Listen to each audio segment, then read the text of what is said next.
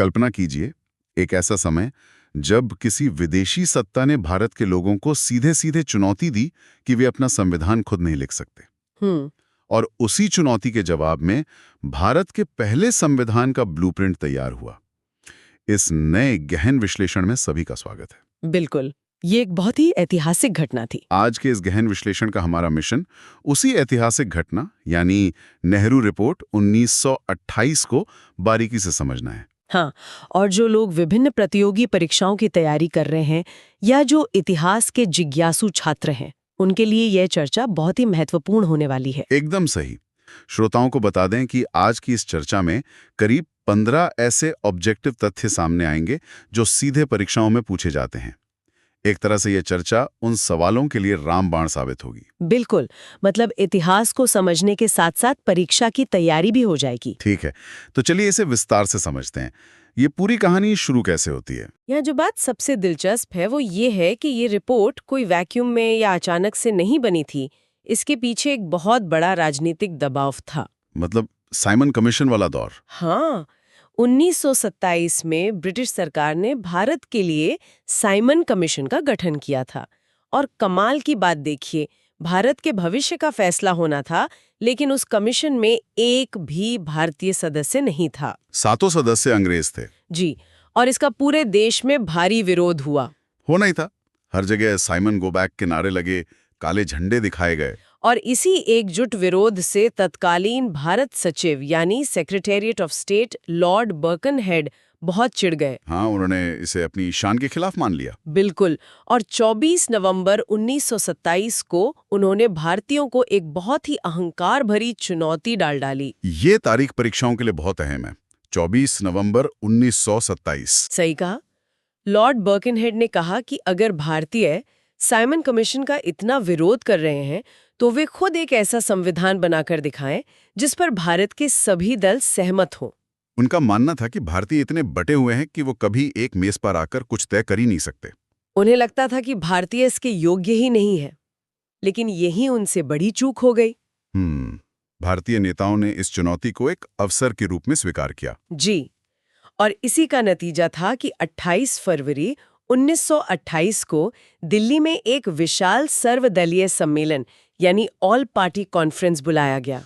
28 फरवरी 1928। हाँ, और इसके बाद 19 मई 1928 को बंबई में एक और बहुत ही महत्वपूर्ण बैठक हुई। और अगर मैं सही हूं तो इस बैठक की अध्यक्षता डॉक्टर एम एन सारी ने की थी, है ना? एकदम सही। और इसी बंबई सम्मेलन में संविधान का मसौदा तैयार करने के लिए बाकायदा एक उपसमिति बनाई गई। यहीं से उस ड्राफ्टिंग कमेटी का काम शुरू होता है। और इस समिति के सदस्यों के नाम प्रतियोगी परीक्षाओं के लिए बहुत बहुत महत्वपूर्ण हैं। बिल्कुल, इस समिति के अध्यक्ष थे मोतीलाल नेहरू। और सचिव थे उनके ही बेटे जवाहरलाल नेहरू। हाँ, पिता अध्यक्ष और पुत्र सचिव। लेकिन सिर्फ यही नहीं, इस समिति में उस समय के विभिन्न दलों के दिग्गज शामिल थे ताकि ये साबित किया जा सके कि ये पूरे भारत की आवाज है। जैसे मुस्लिम लीग से कौन कौन था? मुस्लिम लीग से सर अली इमाम और शुएब कुरैशी थे। और हिंदू महासभा से? हिंदू महासभा की ओर से एमएस आणे और एमआर जयकर शामिल थे। कुछ दस्तावेजों में जीआर प्रधान का भी जिक्र आता है। लिबरल पार्टी का भी प्रतिनिधित्व था शायद। जी, लिबरल पार्टी से तेज बहादुर सप्रू थे जो बहुत बड़े कानूनी जानकार थे। सिखों के प्रतिनिधि के रूप में मंगल सिंह थे। और मजदूर दल यानी लेबर पार्टी से एनएम जोशी थे। बिल्कुल, और कांग्रेस की तरफ से युवा नेता सुभाष चंद्र बोस भी इस समिति का हिस्सा थे। मतलब वामपंथी, दक्षिणपंथी, उदारवादी सब एक ही समिति में। और इन्होंने रिपोर्ट कब तैयार की? महीनों की कड़ी मेहनत के बाद 10 अगस्त 1928 को ये रिपोर्ट प्रस्तुत की गई। 10 अगस्त 1928, ये तारीख भी याद रखने लायक है। और फिर 28 अगस्त 1928 को लखनऊ के सर्वदलीय सम्मेलन में इसे अंतिम रूप से रखा गया। यहाँ पर बात बहुत ही रोचक हो जाती है। इतनी विविध विचारधाराओं वाले लोगों ने मिलकर आखिर किन बातों पर सहमति बनाई? इस रिपोर्ट में कई क्रांतिकारी बातें थीं। अगर हम नेहरू रिपोर्ट की 10 प्रमुख बातों पर नजर डालें तो इसका महत्व समझ में आता है। तो चलिए एक एक करके इन सिफारिशों पर चर्चा करते हैं। सबसे पहली और सबसे बड़ी सिफारिश क्या थी? सबसे पहली सिफारिश थी डोमिनियन स्टेटस, यानी भारत को ब्रिटिश राष्ट्रमंडल के भीतर अधिराज्य का दर्जा मिले। जैसे उस समय कनाडा और ऑस्ट्रेलिया को मिला हुआ था। बिल्कुल, मतलब राज्य के मुखिया ब्रिटिश सम्राट रहेंगे, लेकिन पूरा प्रशासन और कानून भारतीयों के हाथ में होगा। और दूसरी बात थी मौलिक अधिकार। रिपोर्ट में 19 मौलिक अधिकारों की मांग की गई थी। 19 मौलिक अधिकार 1928 में, ये सोचना ही बहुत बड़ी बात है। जी, और इसमें 21 वर्ष से अधिक उम्र के सभी पुरुषों और महिलाओं के लिए मतदान का अधिकार शामिल था। Universal adult franchise. हाँ, एक बहुत ही रोचक तथ्य ये भी है कि इनमें से करीब 10 अधिकार तो ऐसे हैं जो सीधे हमारे 1950 के संविधान में शामिल किए गए। अद्भुत। और तीसरी बात समान अधिकारों की थी। नागरिक के रूप में पुरुषों और महिलाओं को पूरी तरह से समान अधिकार देने की वकालत की गई थी। उस दौर में जब दुनिया के कई विकसित देशों में महिलाओं को वोटिंग राइट्स नहीं थे। बिल्कुल। चौथी बात धर्मनिरपेक्षता को लेकर थी। रिपोर्ट में स्पष्ट कहा गया कि राज्य का कोई धर्म नहीं होगा। भारत एक धर्मनिरपेक्ष राज्य होगा। ये तो आज भी हमारे संविधान का एक अहम हिस्सा है। पांचवी सिफारिश क्या थी? पांचवी सिफारिश बहुत ही महत्वपूर्ण और संवेदनशील थी। सांप्रदायिक निर्वाचन पद्धति की समाप्ति। मतलब जो सेपरेट इलेक्टोरेट्स अंग्रेजों ने बनाए थे, उन्हें खत्म करने की बात। हाँ, अंग्रेजों की अलग निर्वाचन क्षेत्रों वाली नीति को खारिज कर दिया गया। इसकी जगह अल्पसंख्यकों के लिए जनसंख्या के अनुपात में सीटों के आरक्षण की बात कही गई। क्या ये आरक्षण पूरे देश में था? नहीं, यही इसमें एक पेंच था। बंगाल और पंजाब में मुस्लिम बहुसंख्यक थे, इसलिए रिपोर्ट में कहा गया कि वहां मुसलमानों को आरक्षण की कोई जरूरत नहीं है। अच्छा, तो सिर्फ उन प्रांतों में आरक्षण जहां अल्पसंख्यक वाकई कम गिनती में थे। बिल्कुल। अब छठी सिफारिश पर आते हैं, संघीय ढांचा, फेडरल फॉर्म ऑफ गवर्नमेंट। जी, इसमें कहा गया कि केंद्र में द्विसदनीय विधायिका होगी और अवशिष्ट शक्तियां, जिन्हें हम रेसिड्यूल पावर्स कहते हैं, वो केंद्र के पास होंगे। यानी एक मजबूत केंद्र की कल्पना की गई थी। हाँ, और इसी से जुड़ी है सातवीं बात, संसद की संरचना। ये ढांचा कैसा था? रिपोर्ट ने प्रस्ताव दिया कि निम्न सदन में 500 सदस्य होंगे जिनका प्रत्यक्ष चुनाव होगा, और उच्च सदन में 200 सदस्य होंगे जिनका अप्रत्यक्ष चुनाव होगा। 500 और 200 ये आंकड़े परीक्षाओं के लिए बहुत जरूरी हैं। एकदम। आठवीं सिफारिश एक सर्वोच्च न्यायालय की स्थापना की थी। देश में एक सुप्रीम कोर्ट बनाने का प्रस्ताव रखा गया। और नौवीं सिफारिश थी भाषाई आधार पर प्रांतों का गठन। भाषा के आधार पर राज्य बनाने की बात 1928 में ही कह दी गई थी। बिल्कुल। उन्होंने माना कि प्रशासन तभी बेहतर हो सकता है जब प्रांतों की भाषा एक हो। और आखिर में 10वीं प्रमुख बात गवर्नर जनरल की भूमिका को लेकर थी। गवर्नर जनरल की क्या भूमिका तय की गई? रिपोर्ट में कहा गया कि गवर्नर जनरल केवल एक संवैधानिक प्रमुख होगा जिसकी नियुक्ति ब्रिटिश सम्राट करेगा, लेकिन वो एक चुनी हुई सरकार की सलाह पर काम करेगा। तो कुल मिलाकर ये एक आधुनिक लोकतांत्रिक और धर्मनिरपेक्ष राज्य का पूरा ब्लूप्रिंट था। बिल्कुल, एक बहुत ही शानदार प्रयास। लेकिन फिर इसे अस्वीकार क्यों कर दिया गया? इतने अच्छे दस्तावेज को लागू क्यों नहीं किया जा सका? देखिए, इसे समझने के लिए हमें थोड़ा वस्तुनिष्ठ होकर सोचना होगा। इसका विरोध बाहर से ज्यादा घर के भीतर से हुआ। मतलब कांग्रेस के अंदर से? हाँ, जवाहरलाल नेहरू और सुभाष चंद्र बोस जैसे जो युवा नेता थे, वो डोमिनियन स्टेटस की बात से बिल्कुल नाखुश थे। वो पूर्ण स्वराज चाहते थे। बिल्कुल।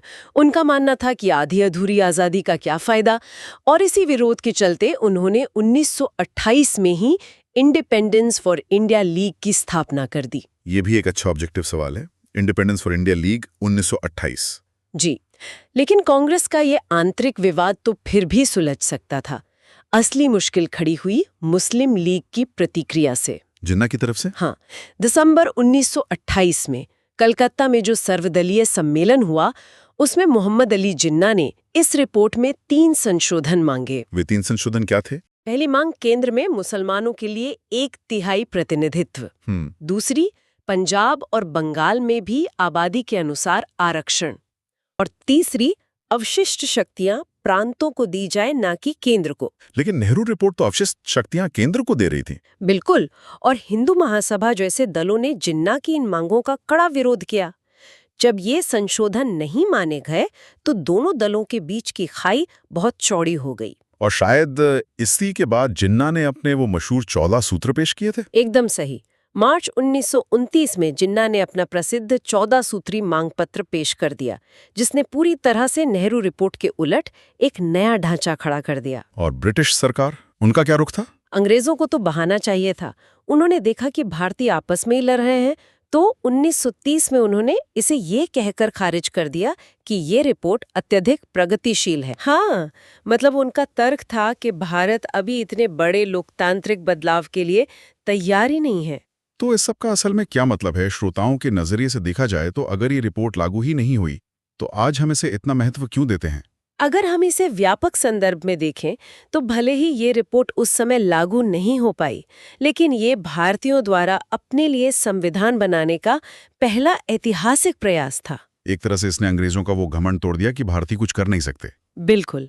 और आज के श्रोताओं के लिए ये जानना बहुत जरूरी है कि हमारा जो वर्तमान संविधान है, उसके मौलिक अधिकार, सुप्रीम कोर्ट का ढांचा, भाषाई राज्य, इन सब की मजबूत नींव या ब्लूप्रिंट इसी नेहरू रिपोर्ट में रखा गया था। जी, और जैसा कि हमने शुरुआत में वादा किया था, इस एपिसोड में जो भी तथ्य सामने आए हैं, चाहे वो लॉर्ड बकिनहेड की चुनौती हो, 10 अगस्त 1928 की तारीख हो, 19 मौलिक अधिकार हों, 500 और 200 सदस्यों वाली विधायिका हो या जिन्ना के 14 सूत्र हों, ये सब प्रतियोगी परीक्षाओं के लिए एकदम रामबाण हैं। बिल्कुल, ये तथ्य बार बार पूछे जाते हैं। तो कुल मिलाकर निष्कर्ष ये निकलता है कि एक ब्रिटिश अधिकारी के अहंकार और अहंकार ने भारत के पहले संवैधानिक मसौदे को जन्म दे दिया। लेकिन जाते जाते इससे एक बहुत ही महत्वपूर्ण सवाल खड़ा होता है। वो क्या? सोचिए, अगर लॉर्ड बर्किनहेड ने वो अहंकार भरी चुनौती नहीं दी होती, तो क्या भारतीय नेता इतनी जल्दी मौलिक अधिकारों और एक धर्मनिरपेक्ष संघीय ढांचे के लिए एक मंच पर आ पाते?